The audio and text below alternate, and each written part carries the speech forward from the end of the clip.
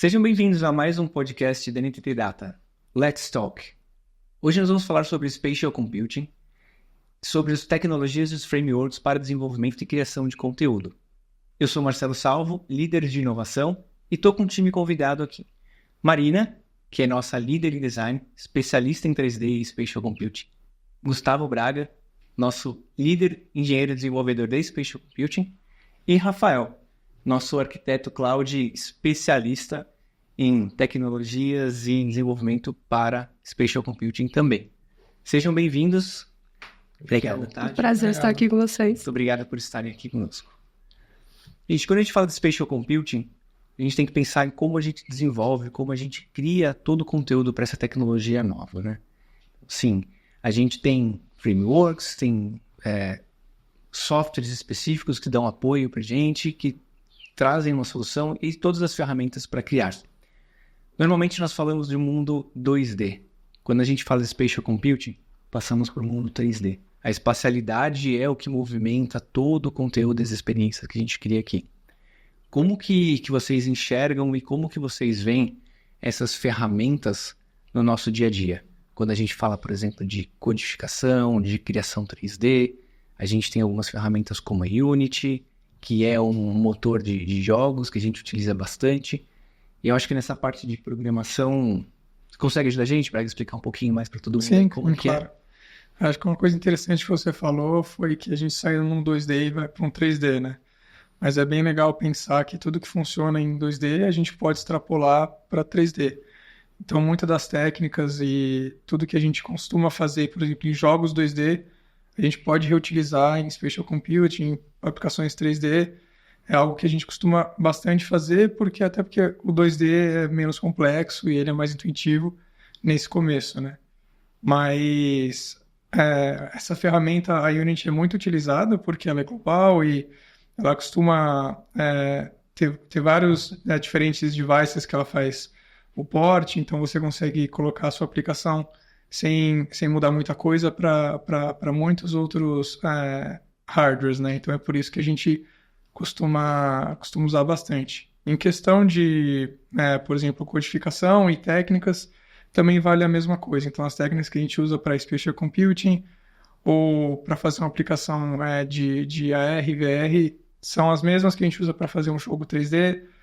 Muda alguma coisa ou outra, mas a base, então, usar uma engine gráfica, a gente também, as técnicas que a gente usa de renderização, as técnicas que a gente usa de também user experience, são todas parecidas com, por exemplo, se a gente fosse fazer um jogo.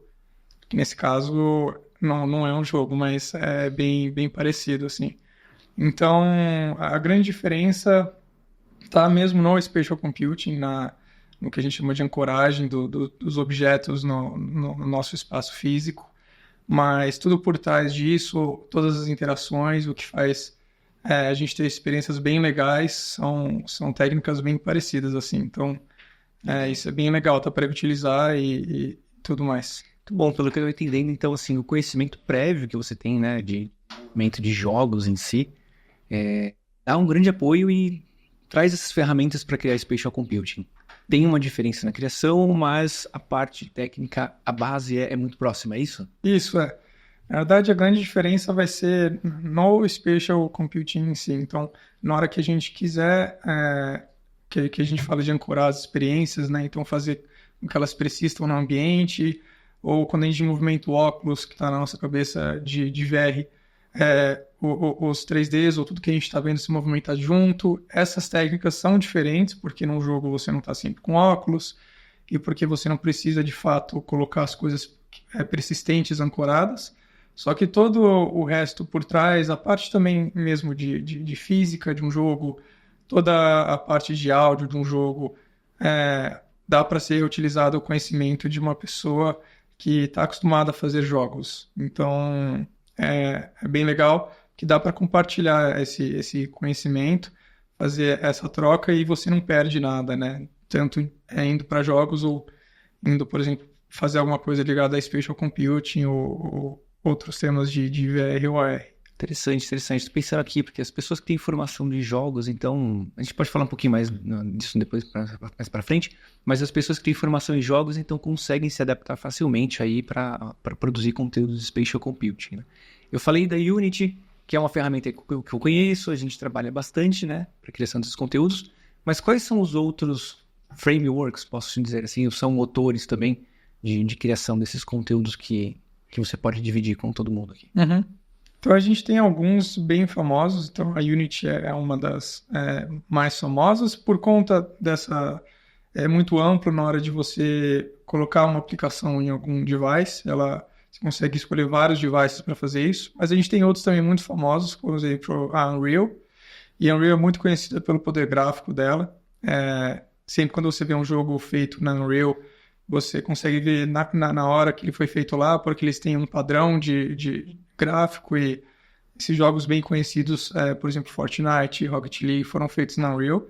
Ele não é muito utilizado para VR, mas porque o foco deles são devices muito, muito poderosos, assim, né? Então, computadores, PlayStation, então, mas dá para fazer também, a gente consegue ver. Outras ferramentas também, uma delas chama Godot, que é uma outra engine que está surgindo. Ela é open source, igual, por exemplo, o Blender, que a gente também vai falar aqui. Então, o bom dela ser open source, basicamente, é que os contribuidores são muitos, né? Então, não é um time fechado. Qualquer pessoa do mundo pode contribuir. Está crescendo muito. E eles também estão começando a fazer coisas com VR, AR, também dá para utilizar. E, por último, o que a gente também costuma usar bastante são ferramentas web. Então, por exemplo, HWall, ou fazer alguma coisa com frameworks, por exemplo, que chamam 3JS. Porque o que basicamente a gente precisa é uma plataforma, um framework capaz de ter esse poder gráfico para a gente conseguir ver as coisas, para a gente conseguir o que a gente chama de renderizar as coisas. E, ao mesmo tempo, fazer o tracking do device. Então, a câmera mexeu, o óculos mexeu, eu preciso ver as coisas mudando. Legal. Essas ferramentas têm bastante suporte, né? A gente está falando de Spatial Computing, a gente não olha só o lado de codificação, a gente tem outras disciplinas, né, para fazer Spatial Computing acontecer tecnicamente. A gente tem aí o mundo de programação, o mundo 3D, o mundo todo do back-end com o cloud, né, Rafa? Sim. Como que você vê assim, como que é a integração dos frameworks que já tem uma consistência, já tem uma certa relevância no mercado, quando a gente coloca esses sistemas de Spatial Computing? Como que acontece? Cara, é legal, assim, mencionar que o Gustavo falou sobre as pessoas que têm um background em jogos, que as ferramentas que a gente usa, a maioria delas são também ferramentas para desenvolvimento de jogos. Eu, como tive uma formação que não tem a ver com jogos, a primeira vez que eu comecei a mexer com essas ferramentas, eu precisei, assim, mudar um pouco a forma de pensar e como eu poderia fazer as coisas, porque você tem que pensar em 3D. E é diferente isso para quem está acostumado a programar. Eu sou de arquitetura back-end, então eu estou acostumado a olhar para um terminal com algumas linhas de código. Então é uma mudança de paradigma mesmo, assim, de como você deve enxergar, o que você tem que se preocupar em fazer as coisas. Na parte de arquitetura, eu acho que, assim, eu uso bastante das ferramentas que são padrão de mercado para projetos, não só de Spatial Computing, mas qualquer tipo de projeto. Então, a gente usa bastante Docker, banco de dados, padrões de microserviços. Uhum. Acho que não tem uma ferramenta hoje, assim, em específico que a gente usa que seja própria de Spatial Computing, mas o desafio está em pegar as ferramentas que existem hoje do mercado e tirar delas o que a gente precisa para conseguir chegar no objetivo ali da aplicação. Legal, né? Parece que é um cenário muito parecido, assim, né? Com a Unity, por exemplo, porque não foi criada para Spatial Computing, mas existiu uma adaptação, existiu um processo de evolução da própria ferramenta para dar essa capacidade. E imagino que com o back-end, com toda a estrutura que tem, com toda a infraestrutura, você também tem essa adaptação, né? Você vai pegar alguns serviços que às vezes foram criados com um propósito diferente e tem que passar por esse processo para novas soluções. E o mundo 3D? Olhando aqui para a Mari, né, que ela já está pensando aqui, qual que é a diferença, Mari, da gente criar conteúdo, né? E essas ferramentas, como que elas se adequam à criação e execução de spatial computing? Então, se a gente parar para pensar, o nosso mundo, ele é 3D, né? Então, tudo que a gente faz, o ambiente que a gente vive é tudo 3D. Então, é um pouco complicado da gente desmistificar esse conhecimento que a gente já tem de 2D e falar, não, agora vou transformar essa tela de 2D para 3D. É um pouco complicado porque a gente tá enviesado de usar o celular o dia inteiro, de usar aquelas telas 2D, então a gente fica ali focado, né? Só que quando a gente transporta as coisas para o 3D, as coisas acabam ficando um pouco mais fluidas. Então, por exemplo, quando eu vou interagir com algo, isso se torna muito mais natural, porque eu já tô acostumada a mexer com as coisas no ambiente, sabe? Então eu vou lá e pego esse copo, as coisas no 3D elas vão se comportar dessa maneira. Então, quando a gente vai projetar uma aplicação para isso, é só nós pensarmos da forma que nós faríamos as coisas no mundo real. Então, a gente vai interagir com um espaço, então a gente tem que pensar em como vai ser esse espaço. É como se nós tivéssemos uma casinha ali e a gente tem que planejar aqueles cômodos, então as aplicações são feitas da mesma forma. A gente tem que planejar como que serão os cenários, como que serão as coisas que as pessoas vão precisar fazer. Então a gente tem que focar um pouco nesse ponto de voltar para o nosso mundo real, né? Porque nós precisamos, no começo a gente se acostumou com o 2D e agora a gente tem que voltar para o 3D, né? Então essa que é a diferença. Entendi. É um desafio diferente, né? Porque você não está fazendo um 3D que vai ser reproduzido em um ambiente, numa tela 2D. Você vai ver na televisão da sua casa, você vai interagir com aquele 3D. Essa é a diferença, você vai né? andar, caminhar pelo ambiente onde está aquela experiência. E essas ferramentas que você usa normalmente, quais elas são? E o quanto que ela te dá suporte para criar esse novo mundo, para criar essas experiências que são inovadoras? Então, atualmente eu tenho trabalhado bastante com o Blender, que ele é uma ferramenta open source, então ela é gratuita, todo mundo pode baixar, fazer os plugins, os códigos, as coisas para ela. E ela é muito boa porque ela dá um suporte bem legal para o que o desenvolvedor precisa fazer. Então, seja para exportar um 3D para Unity, para mandar para o programador, alguma coisa assim, ela tem aquele suporte bacana. E é uma ferramenta bem atual, então ela está sempre recebendo atualizações, features novas, mas também na empresa que é bem consolidada no mercado é o Maya, que ele é um aplicativo da Autodesk. Desculpa. E o Cinema 4D também, que ele é um aplicativo, se eu não me engano, da Autodesk, não lembro agora. Mas eles são aplicativos consolidados no mercado, né? Então, filmes, grandes nomes da indústria usam ele. Gosto bastante do Blender porque ele roda na maior parte dos devices e é bem acessível, assim, pra galera que quer começar também. Então quer dizer que se eu pegar qualquer software de 3D que tenha a capacidade de criar um conteúdo tridimensional, eu consigo transformar ele dentro da Unity, dentro de um Unreal, jogando o processo lá com esse objeto 3D, eu posso tornar ele espacial, colocar ele dentro de uma plataforma. A gente consegue fazer essa integração, então, dependente de onde vem esse 3D. Teoricamente.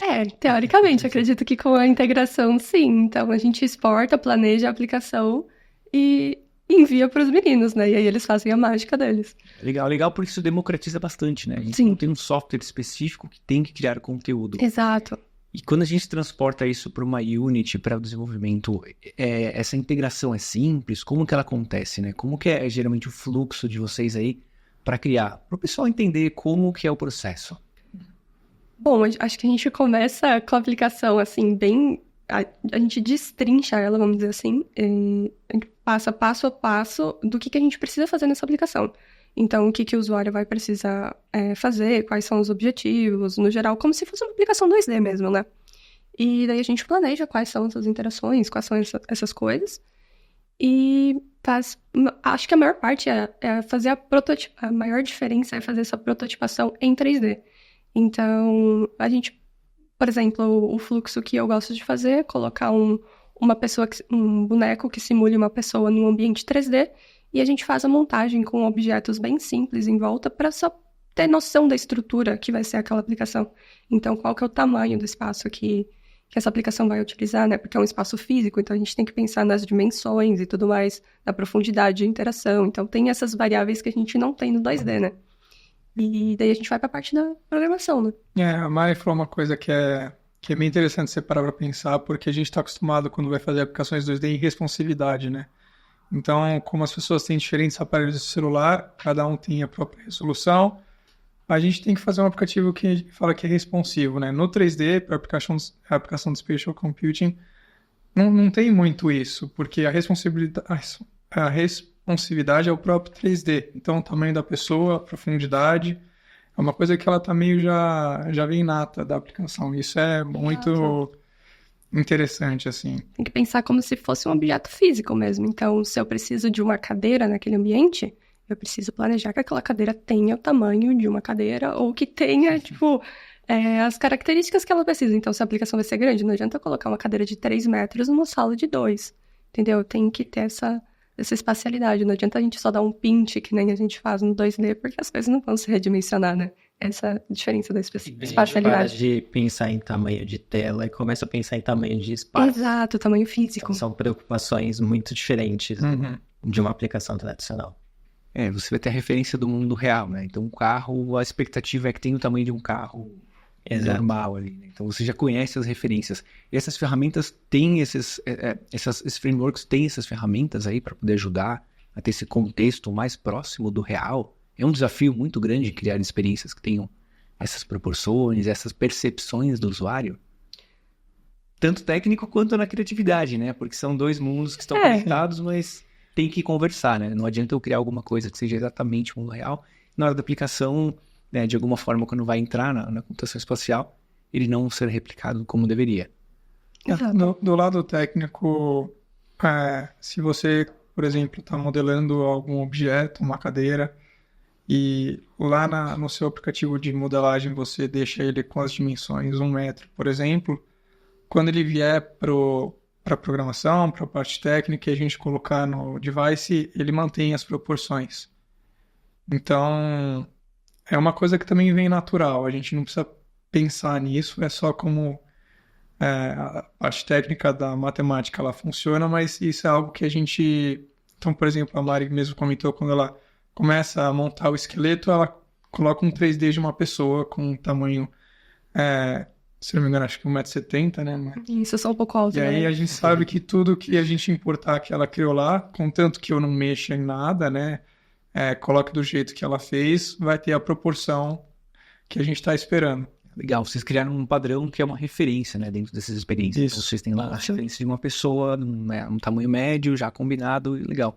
E para a arquitetura, Rafa, tem, assim, como criar esse padrão, como criar essa referência? Quais são os desafios ali para trazer esse conteúdo do 3D para um back-end, como você disse, né? Uma tela de códigos ali, como que... Geralmente a diferença está no tipo de informação que você armazena quando você vai fazer esse tipo de experiência. Muitas vezes a gente precisa salvar alguns dados do lugar onde a pessoa está fazendo a experiência. Às vezes você precisa das coordenadas, você precisa salvar uma referência de tamanho, uma distância entre 2 pontos, e acho que o desafio é você conseguir deixar essas informações de uma maneira fácil, né? Conseguir trazer os dados que a aplicação precisa ali para ser usada e armazenar esses dados de uma forma que seja performático. Às vezes você precisa ter um tipo de dado diferente. Um exemplo que eu tenho é no banco de dados que a gente costuma utilizar, que é o Postgres. Ele tem uma extensão que chama PostGIS, que é para dados geológicos, assim. Então, ele traz tipos primitivos diferentes. Você pode armazenar uma coluna que é um ponto, é uma linha, é uma coordenada XYZ.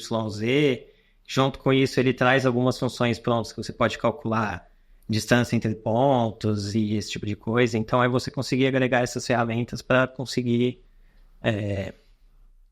providenciar para a aplicação tudo que ela precisa ali para poder rodar. Legal, parece que é um conteúdo assim, fora do comum. Quando a gente fora do comum. Né? No sentido de arquitetura, é fora do comum. Trabalhar bem tailor-made, né? E quando a gente pensa em otimização desses dados, a gente está falando de um banco que vai ser acessado por múltiplas pessoas, né? A gente tem experiências multi-usuários que podem estar espalhados em diversos lugares do mundo. A espacialidade está sempre ancorada em algum lugar. Uhum. Existem algumas ferramentas ou técnicas que a gente pode usar ali para otimizar esse processo ou até mesmo fazer algum tipo de teste, saber como que ela está rodando? Acho que isso vai variar muito de aplicação para aplicação, mas às vezes fazer um pré-processamento dos dados ali que a aplicação gera para devolver aquilo mais pronto para ser consumido. Então você faz algumas operações matemáticas e armazena o resultado delas no banco para quando você precisar fazer uma consulta, você já devolve o resultado ali no formato que a aplicação precisa. Então, acho que tem muito a ver com o tratamento dos dados e também a parte mais tradicional, assim, de escalabilidade, conseguir providenciar ali uma infraestrutura que vai atender as necessidades da aplicação, pensar muito em latência, então, a região onde você vai hospedar essa aplicação, dos data centers, a disponibilidade e tudo mais. Acho que é por aí. Legal. É legal pensar na parte de código também, né? Porque a computação espacial como um todo, a gente fala de framework 3D. Mas atrás de tudo isso tem código, né? Eu trabalhei bastante com Maya já, e dentro do Maya você consegue programar na linguagem do próprio Maya, que é o Mel, consegue fazer programação em Python, mas é para criação. O que vocês costumam usar, né, dentro da Unity? Qual que é a linguagem que a gente coloca? Como que a gente programa ali dentro, cara? A linguagem que a gente usa é o C#, né? Dentro da Unity é padrão da Unity, mas você não precisa ficar limitado a uma linguagem só. Qualquer linguagem que seja relativamente mais rápida, né? Uma linguagem, por exemplo, C, derivantes de C, ou até mesmo algumas web, a gente já consegue usar. Tem linguagens que a gente que são específicas também para placa de vídeo, que a gente também mistura lá. Uma delas, por exemplo, chama HLSL, mas é bem comum do que o ambiente de programação de jogos ou ambiente de programação de computação gráfica está acostumado. A gente costuma usar uma linguagem rápida, porque a gente geralmente precisa processar muito dado para a gente conseguir fazer tudo o que a gente precisa para deixar a experiência rodando direitinho, então precisa ser uma linguagem de alta performance, né? Fora, lógico, a otimização dentro da aplicação, né? Que precisa fazer. Mas, basicamente, o Spatial Computing é bastante parte matemática mesmo. Então, a parte que você precisa fazer um monte de cálculo com vetores, identificação, às vezes, de alguma imagem, que também pode ser dado por matemática. Então, qualquer linguagem que seja boa para isso, o C# é muito boa, porque tem muitas bibliotecas matemáticas bem conceituadas, por isso que é usada também na Unity, né? Mas o padrão, ele não tem muito um padrão, é só o que, por agora, tem sido mais utilizado mesmo. Entendi. Bom, a Apple lançou o óculos dela recentemente, né? Assim, então, existe a possibilidade de criar Spatial Computing, por exemplo, com o Swift. Sim. Existe essa possibilidade. A gente não está preso em um framework, não tem assim, players específicos para criar Spatial Computing. A gente consegue ir para outros caminhos e ter essas soluções. Sim. Inclusive, a Apple, é claro que a Unity é muito importante, eles sabem disso, porque muitos desenvolvedores usam a Unity, tanto de jogos como outras aplicações, mas eles são, de todos os óculos que a gente tem testado, um dos primeiros que eu vi que estimulam fazer na própria linguagem da Apple, que é o Swift, né? Então, estimulam fazer usando o ambiente inteiro da Apple, usando as próprias bibliotecas deles. Então, para você ter uma noção agora mesmo, né? Para desenvolver aplicações para o óculos da Apple, usando a Unity, no final das contas, a Unity usa as bibliotecas da Apple também. Não é só a Unity. Então, eles têm um estímulo bem grande para isso. Assim, eles acho que dedicaram bastante tempo fazendo tudo o necessário para fazer Spatial Computing sem utilizar uma engine gráfica dessas conhecidas, né? Então, existe uma integração entre essas linguagens, entre esses frameworks que possibilita, né, utilizar vários devices. Porque quando a gente está falando de tecnologia, tem o óculos, né, da Apple, tem o óculos da Meta, tem o da Microsoft, tem o Magic Leap, da própria Magic Leap. Existem e vão surgir novos dispositivos, né? Não só óculos, mas os próprios celulares. E cada um tem seu sistema operacional, tem seus recursos e seus pré-requisitos. A gente consegue integrar todos esses fluxos, esses processos para criar para uma plataforma de Spatial Computing que seja multi-device? Quando a gente cria em uma plataforma, a gente consegue aplicar? Tem algum grande desafio ali de fazer de um óculos para o outro? Como que funciona? Tanto da parte de 3D, quanto da código e também no back-end, né? Não sei se para o back-end aqui, quando a gente está falando da arquitetura, se tem essa diferença ou se a gente consegue fazer essa integração de um jeito simples. Como que vocês três veem esse intercâmbio de dados aí e elementos? Acho que começando pelo 3D, a gente tem que pensar muito em qual device que vai processar aquela informação. Então, por exemplo, se eu faço um 3D muito pesado, pode ser que o óculos da Apple suporte isso muito bem, mas se é uma aplicação que vai rodar num tablet ou num celular um pouco mais mid-level, ele já não rode tão bem assim. E se a aplicação ela tem esse intuito de ser multiplataformas, ela tem que ser planejada, então os 3Ds eles têm que ser adaptados de certa forma para rodar em todos os devices, então às vezes a gente acaba perdendo um pouquinho de qualidade que nós poderíamos ter em um óculos um pouco mais com processamento gráfico, mas a gente ganha um pouco na performance e nesse quesito de multiplataformas, então acho que é tudo a questão de um equilíbrio, né? Isso a gente tem muito disso no nosso dia a dia, o equilíbrio, né? Principalmente na parte técnica. Então, você quer uma aplicação que está muito bonita, mas você, por exemplo, com 3Ds muito pesados, aí você sacrifica um pouco performance, então a gente tem que achar um equilíbrio. E aí, respondendo também da parte mais técnica da programação do Spatial Computing, a gente também segue boas práticas, igual, por exemplo, a Mari comentou no 3D, como o device não é um pouco mais mid-level, a gente tem que fazer um 3D um pouco mais leve. Mesma coisa no código. Então, um código que a gente sabe que tem um processamento pesado, a gente pode alterar uma coisa ou outra para outro device. Mas, de maneira geral, pensando numa aplicação bem simples, que teoricamente rodaria da mesma maneira para todos os devices, muda bem pouco de um para outro. Então, você basicamente precisa de uma biblioteca que consiga acessar a câmera do óculos para saber se está mexendo ou não, os controles. E aí, tirando isso, toda a aplicação, os conceitos, os códigos são os mesmos. Então, tendo essa aplicação básica, o port é relativamente mais rápido do que fazer do zero, com certeza. Mas agora mesmo, a tendência que está surgindo, já faz um tempo, inclusive da própria Unity, é criar uma biblioteca que é geral para todos os devices. Isso está acontecendo já, mas talvez não chegue muito rápido, porque como você tem diversos óculos, não, por exemplo, da Apple, não tem controle, é só você olha com o seu olho e faz a pinça com o dedo. Já o da Meta tem controle, o HoloLens não tem também.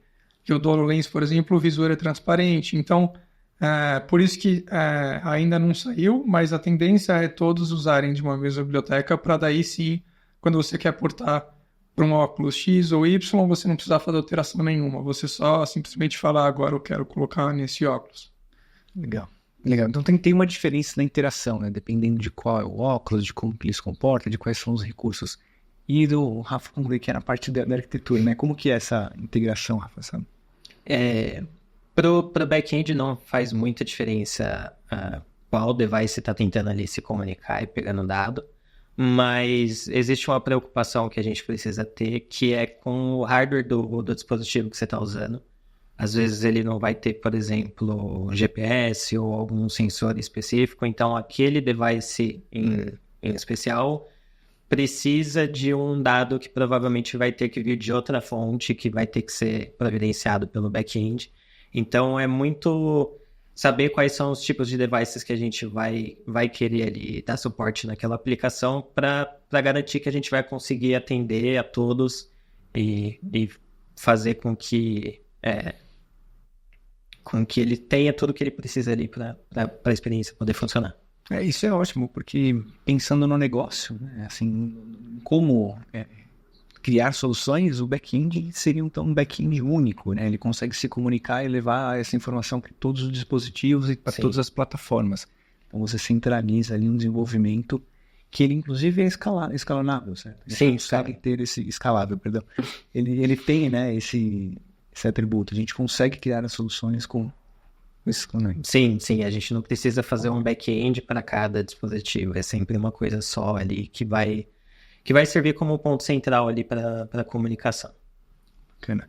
O Gustavo falou de um ponto que eu achei muito importante, que assim, quando a gente está falando dos próprios devices, né, a forma como a gente vai interagir, a forma como a gente vai, sei lá, tocar, pegar objetos nessas experiências, mudam em cada dispositivo. E como que esses frameworks, como que essas ferramentas estão trazendo isso para a gente? Muita gente tem dúvida, poxa, eu vou criar uma aplicação para um óculos de realidade virtual ou para spatial computing. Como que eu uso essas ferramentas? Elas já vêm dentro de uma Unity, dentro de um Unreal? Como que são essas bibliotecas? Geralmente você tem essa biblioteca e a própria biblioteca tem alguns exemplos de alguma das coisas que o óculos pode fazer. E aí é questão de pegar esses exemplos, estudar, ver também documentação para começar a integrar com o que você precisa, né? Então, como eu falei, tem a biblioteca geral, que é o que a Unity está criando, em conjunto com todas as outras empresas. E essa, no estado que ela está hoje em dia, você precisa olhar um pouco mais de documentação, porque ela é geral, né? Agora você pode também pegar uma biblioteca específica. Então, você vai desenvolver para os quests, você tem a biblioteca da Meta específica, da Apple a mesma coisa, e aí fica um pouco mais fácil, né? Porque os exemplos eles são específicos para aquele hardware. Então, é um pouco mais tranquilo nesse sentido. Entendi. Existe... eu ouvi falar de OpenXR. Eu não sei se é ela que vai ajudar essa integração dos sistemas, dos devices. Existe alguma conversa, algum movimento que integre ou que ajude esse processo? Uhum. O OpenXR ele é uma parte mais low level que a gente chama. Então, todas as aplicações de AR e VR independente do óculos precisam usar do OpenXR. É uma biblioteca que vai, por exemplo, poder fazer acesso ao hardware, das câmeras, do device, dos controles.